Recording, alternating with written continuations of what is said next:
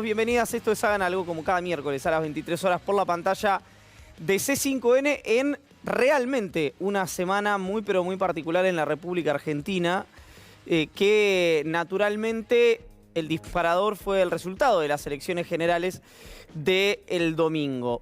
Ahora, hagamos un poquito de memoria o tratemos de conocer y de contarles a ustedes por qué llegamos al miércoles con una sensación distinta a la que muestran los resultados de las elecciones.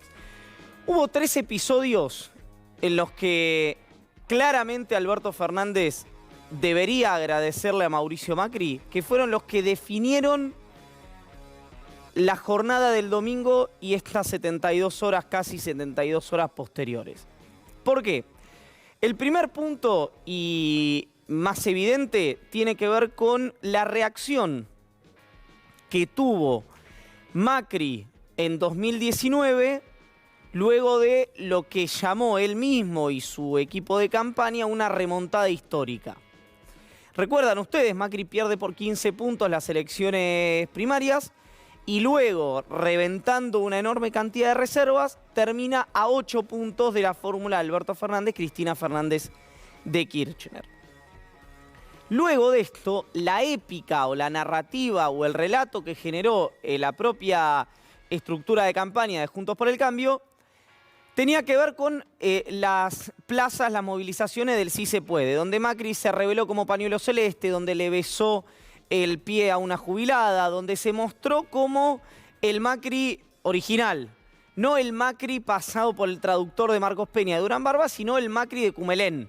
El Macri de entre los viernes a la noche y los lunes al mediodía. El Macri que vemos hoy, un Macri más parecido al que vemos hoy. No al de Balcarce y a los globos de colores, sino al de la reforma liberal antipopulista.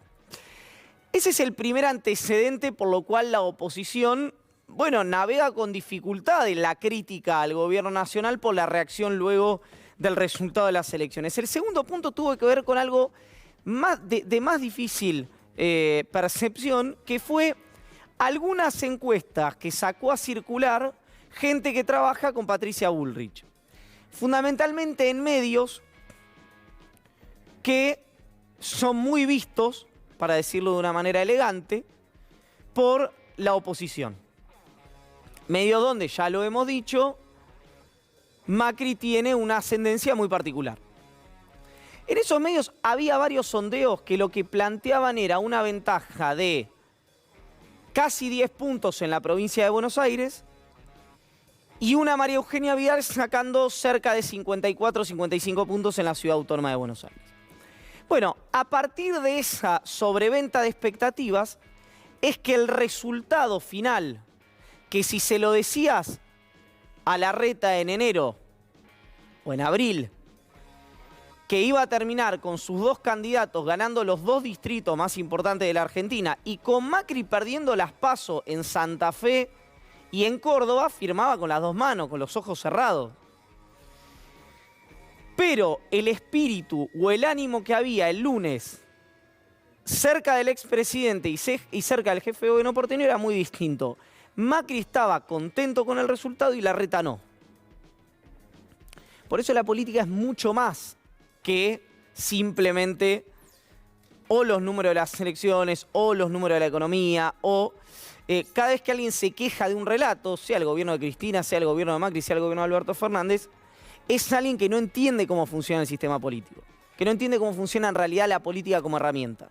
Es imposible un gobierno sin un relato, sin una narrativa. Son cosas que plantean en general consultores que cobran en dólares y que viven en 20 manzanas de la capital o en barrios cerrados de la provincia de Buenos Aires. Pero no tiene nada que ver con lo que sabe un presidente que tenía que hacer. Lo supo Cristina, lo supo Macri y lo sabe Alberto Fernández. El tercer factor también es evidente y tiene que ver con la reaparición de Macri en la campaña. Es decir, a Macri lo habían escondido, ocurre el resultado había encuestas cerca de las PASO que decían que estaba perdiendo votos por derecha con Milei y con Espert, lo traen a la campaña y se da el resultado que se da en las primarias. Luego de eso, Juntos por el Cambio endurece el discurso y entonces Macri de repente ya no era tan necesario. Pero Macri es el dueño de la cancha, el dueño de la pelota, decidió aparecer. Bueno, eso fue un activo muy importante para el gobierno también de Alberto Fernández. Al margen de las virtudes propias que tuvo el Frente de Todos respecto a una reactivación económica que empezó a sentirse tímidamente, la gestión territorial de la campaña y un orden narrativo indiscutible que no se veía en el gobierno nacional desde el acuerdo con los bonistas privados y antes de eso desde la campaña que llevó a Alberto Fernández y a Cristina Fernández de Kirchner a la presidencia de la República y a la vicepresidencia de la República. Fueron los únicos 3 momentos de los últimos 2 años donde estuvo más o menos articulado el Frente de Todos, más o menos funcional desde el punto de vista del discurso público. Uno podría pensar ahí que fue o el propio Alberto Fernández impactado por el resultado de las PASO, pero la participación o la novedad insoslayable y el regreso de Anthony Gutiérrez Rubí, el consultor que estuvo con Cristina Kirchner en previo a las PASO de las elecciones de Unidad Ciudadana en 2017. Con este marco, el gobierno logró lo que decimos que es una vida más. Es decir, la verdad es que el espíritu en el oficialismo previo a las elecciones era de tensión, prerruptura, fastidios internos, lengua afuera, le estaban contando no hasta 10 como dijo Macri, pero iban por el 6 o por el 7. Y hoy la reacción es completamente distinta. El resultado de las elecciones, o uno podría decir en realidad, la prueba irrefutable que la síntesis política del Frente de Todos tributa, no solo en la gestión, sino también electoralmente, le da al gobierno una vida más. Tal vez la última. Tal vez la última. Es decir, para decirlo rápidamente y traducir y citar a uno de los principales referentes del oficialismo, dijo, nos tenemos que dejar de joder.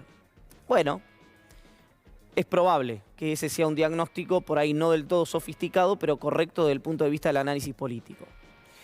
¿Qué significa eso? Bueno, que esa síntesis que ocurre en los momentos de emergencia o en los momentos límite, en la campaña, en el acuerdo con los bonistas privados o a punto de sufrir una derrota histórica y terminal en los principales distritos, que ocurra más frecuentemente.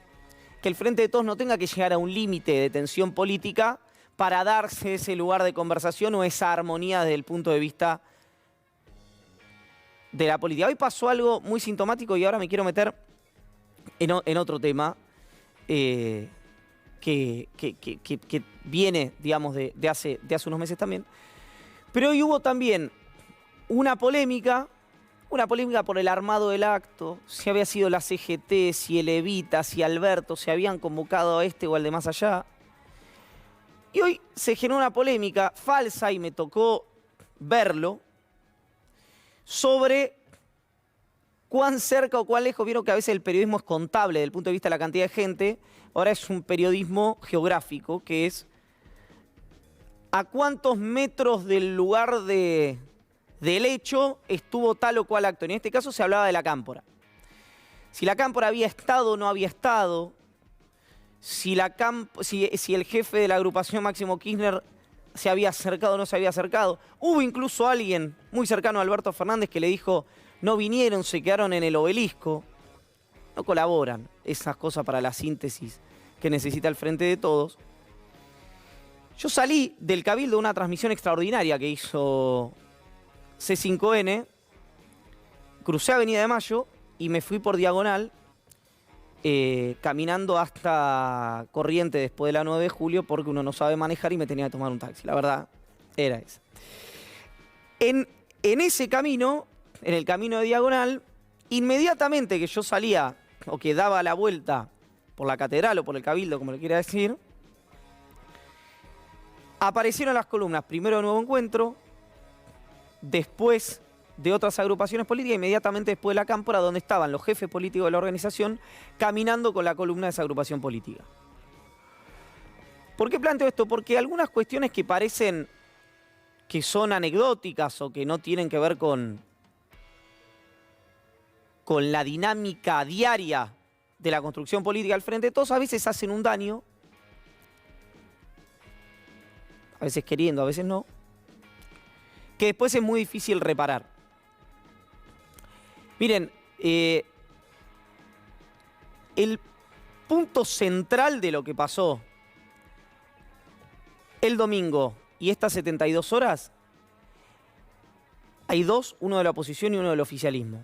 El de la oposición, algo para que tiene para celebrar Macri, Larreta, Vidal, Bullrich, Cornejo, Lustó, es que evidentemente el rígido opositor, el consolidado opositor, es mucho más compacto que el del oficialismo.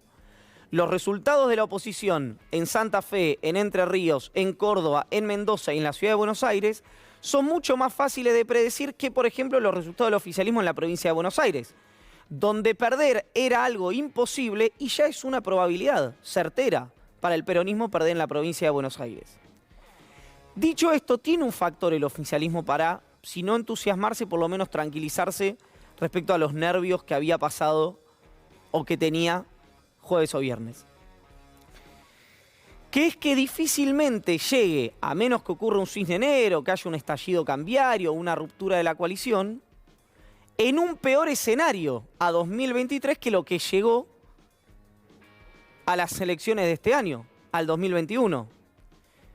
Es decir, no va a llegar, a menos que haya un rebrote de la pandemia a nivel global, digamos, ¿no? Que eso sería un cisne negro, con el deterioro anímico, con el deterioro del salario, con el deterioro de las pensiones, de las asignaciones, con las escuelas cerradas, con indudablemente factores que pesaron y mucho, como los simbólicos, el vacunatorio VIP, la foto del presidente en Olivos.